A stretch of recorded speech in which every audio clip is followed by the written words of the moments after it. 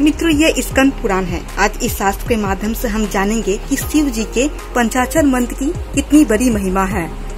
सभी मंत्रों में श्रेष्ठ शिव मंत्र को सबसे अधिक महत्वपूर्ण माना जाता है। मित्रों, आज इस शास्त्र के माध्यम से हम यही जानेंगे कि शिव जी के मंत्र का जपने से क्या अधिक फल की प्राप्ति होती है, से जीवन में इसका क्या अधिक प्रभाव पड़ता है। तो आइए मित्रों, वीडियो को शुरू करते हैं और जानते हैं शिव जी के पंचाक्षर मंत्र के महात्म्य के बारे में।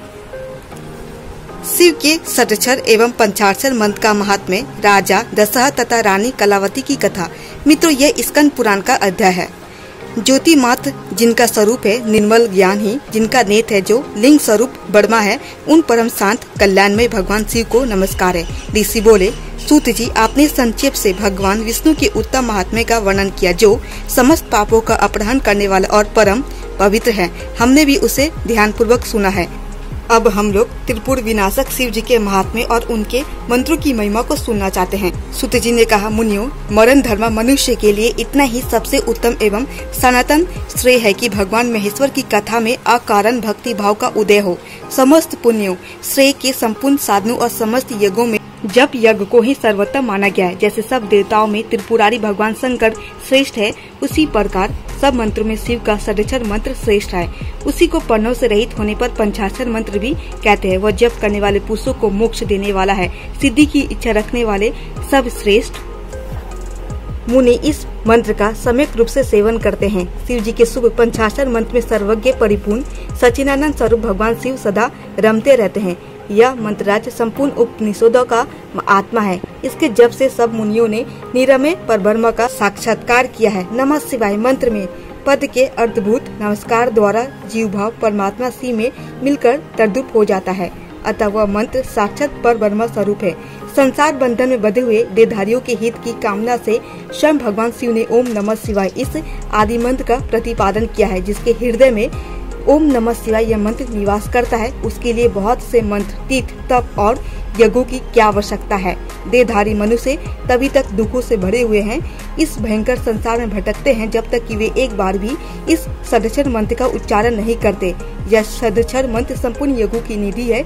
यह मोक्ष मार्ग को प्रकाशित करने वाला दीपक है, अविद्या के समुद्र को सोखने वाला वडवानल है और महापातकों के जंगल को जला डालने वाला दावानल है। अतः यह पंचाक्षर मंत्र सब कुछ देने वाला माना गया है। इसे मोक्ष की अभिलाषा रखने वाले स्त्री समुदाय, शूद्र और वन शंकर धारण कर सकते हैं। इस मंत्र के लिए दीक्षा, होम, संस्कार, तर्पण, समय शुद्धि तथा गुरुमुख से उपदेश आदि की आवश्यकता नहीं है। यह मंत्र सदा पवित्र है।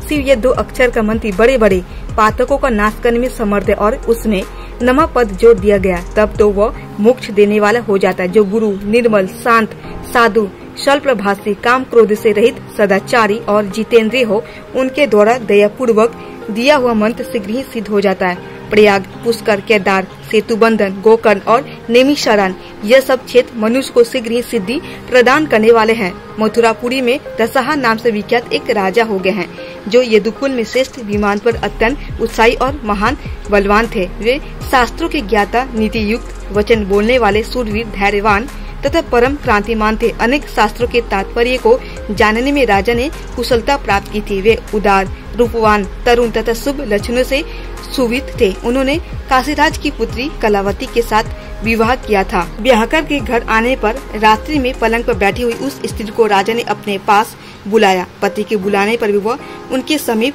नहीं आई। तब राजा उसे बलपूर्वक अपनी सैया पर ले जाने के लिए उठे। यह देख रानी ने कहा, महाराज, में कारण का ज्ञान रखने वाली तथा व्रत में तत्पर हूँ, मेरा स्पर्श ना कीजिए। आप तो धर्म अधर्म को जानते हैं, अतः मेरे ऊपर बल प्रयोग ना कीजिए।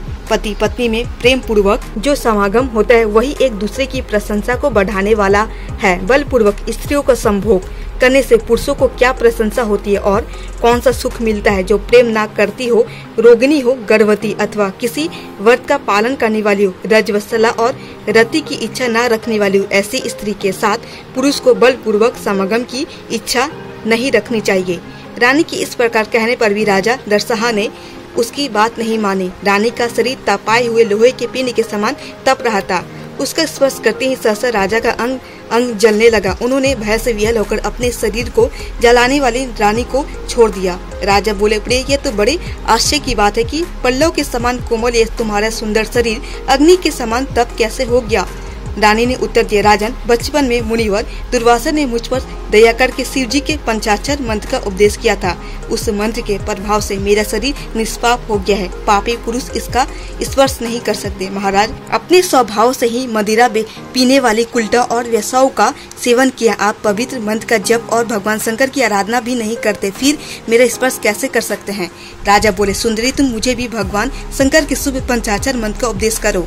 रानी ने कहा, आप मेरे गुरु हैं, मैं आपको उपदेश नहीं कर सकती। आप मंत्रवेताओं में श्रेष्ठ गुरु गर्गाचार्य के समीप जाइए। इस प्रकार बातचीत करते हुए दोनों पति पत्नी गर्ग मुनि के समीप गए और उनके चरणों में मस्तक रखकर प्रणाम किया। तत्पश्चात राजा ने विनीत भाव से एकांत में कहा, गुरुदेव, आपका हृदय दया से भरा हुआ है। आप मुझे भगवान शिव के पंचाक्षर मंत्र का उपदेश देकर कृतार्थ कीजिए। राजा की इस प्रकार प्रार्थना करने पर प्रियवर गर्गाचार्य ने दोनों दंपति को यमुना जी के महापुण्यमय उत्तम तट पर ले गए। वहाँ गुरुजी एक पवित्र वृक्ष के मूल भाग में बैठ गए। राजा ने उपास पूर्वक उस पुण्य तीर्थ के निर्मल जल में स्नान किया। तब उन्होंने राजा को पूर्वाभिमुख बैठाकर भगवान शिव के चरण बिंदु में नमस्कार किया और राजा के मस्तक पर हाथ रखकर उन्हें शिव स्वरूप पंचाक्षर मंत्र का उपदेश दिया।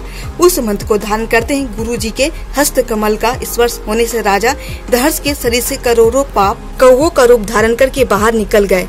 तब गुरु गर्गाचार्य ने कहा, राजन, भगवान शिव का पंचाक्षर मंत्र जब तुम्हारे हृदय में पहुंचा तभी तुम्हारे कोटि कोटि पाप कौव के रूप में बाहर निकल गए हैं। सहस्त्रों कोटि जन्मों में जो पाप राशि संचित की गई है वो शिव के पंचाक्षर मंत्र को धारण करते ही क्षण भर में भस्म हो जाती है। राजन, इस समय तुम्हारे करोड़ों पातक जल गए। अब तुम पवित्र चित्त होकर अपनी इस रानी के साथ सुख पूर्वक विहार करो। ऐसा कहकर मुनिश्रेष्ठ गर्ग जी उन दोनों दंपति के साथ घर को लौटे। तदनंतर गुरुजी से आज्ञा ले राजा और रानी प्रशंसा पूर्वक महल में चले गए। यह पंचाक्षर मंत्र संपूर्ण वेद, उपनिषद, पुराण और शास्त्रों का आभूषण है, सब पापों का नाश करने वाला है। इस प्रकार मैंने पंचाक्षर मंत्र का महान प्रभाव संक्षेप से बताया है। तो मित्रों, यह थी शिव जी के पंचाक्षर मंत्र की महिमा। मित्रों, इसके जप से क्या कुछ हासिल नहीं हो सकता है, बस चाहिए तो श्रद्धा पूर्वक इस मंत्र का जप करने की विधि और नियम। मित्रों, उम्मीद करते हैं कि छोटी सी ज्ञानवर्धक वीडियो आपको जरूर पसंद आई होगी। अगर थोड़ी भी पसंद आई हो तो प्लीज आप हमारे चैनल को सब्सक्राइब कर दें और वीडियो को एक लाइक भी कर दें। इसी तरह आप हमसे जुड़े रहें ताकि शास्त्रों की सही जानकारी आपको हमेशा मिलती रहे।